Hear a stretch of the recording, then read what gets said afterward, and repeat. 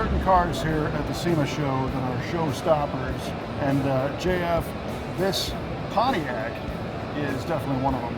Well, that's a really cool intro. I appreciate that. Well, I'm not lying. And before we get into this car, are you getting used to building cars that are really things that people take a look at? Because you're the Riddler winner with that yellow Riviera that looks like from a different planet. Kind of an interesting question. Do you get used to it? I don't know. In my head, when you're a craftsman and an artist, you do the best that you can do at whatever it is you're interested in. Right now, I'm super interested in the cars that I build. So a lot of times, the interesting part is, have we done something that will have mass appeal? Will it be respected by our peers? You never know until you just sort of put your money where your mouth is, put the effort in, and show up at something like SEMA, put it on display, and see what the reactions are. Well, it looks to me like the reaction's been pretty crazy for this thing. Well, that's cool, because we love the car. We built the car with my favorite customer. We built the car with an idea that Pro Tour is hot right now. I mean, there's no secret about that. What I wanted to do and what my customer allowed me to do with his ideas is that we were going to build a classy car. You'll notice the car has chrome bumpers, they're not painted. The trim work on the car is still bright trim work. The coloring is very classy. It's an ornament, it's a piece of jewelry, but at the same time it's got all the muscle to prove itself as a street machine.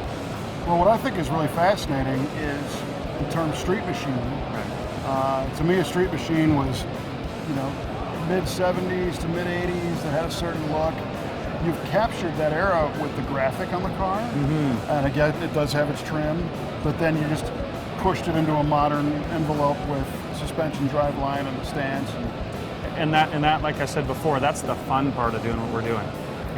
You get together with a customer, he or she has their ideas, you've got something to contribute as an artist, and by the time you meld the whole thing together from mechanical components to artistic design to something that's tasteful, hopefully you've put together something that's successful. If you follow your own rules, usually you're okay. Yeah, right. And if you get in trouble, it's only you that yelled at you. That's right, exactly. Yeah. So, at first glance, it looks like a 67 Chevy too, but in fact, it's a Pontiac Acadian. You got it. So, Canadians were really fortunate to get an interesting car produced by Pontiac. Pontiac did it for 4 or 5 years, where they did a Chevelle that was called a Beaumont, and it did this body of car, which is basically a Chevy 2 Nova, but Pontiac takes it over, puts some interesting bright work on it, calls it an Acadian. You get a different grille with marker lights, you get a different tail section, you get very unique tail lights, but all these components that we pulled off to start doing the restoration were nice, bulky, heavy pieces. They were constructed, well fabricated. They weren't like the really thin stuff that you see on a lot of the trim work on a Nova. Right, right. Interesting. Well, Pontiac was a higher line car. You bet. And of this particular car, in Canada, there was a Sport Deluxe available. So it was a Canzo Sport Deluxe. That's comparable to an SS Nova, right? In Canada, there was actually only in '67 270 Sport Deluxes ever made in a hardtop. Really? And this is one of them? Super rare car, yeah. What was under the hood originally? This would have been a 6-cylinder car, believe it or not. The SS and the SD badging were available on any engine denomination, but it was a trim package. Most times you see them in a V8 because it's a car that, by the time, let's face it, by the time you're spending all the money to get extra badging and extra trim, you usually went for the V8 option. So Chevrolet 6? Correct. Yeah. So where do we take it now? What's your driveline in this thing? Well, that's what's going to make the fun car to drive, right? It's an LS3, 550 horse, Tremec 6-speed. I love those transmissions.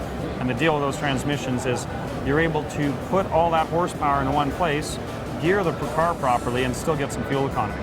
Oh yeah. It's going to be a driver, so it has to have those components built into the car. How about the rest of the suspension of the car?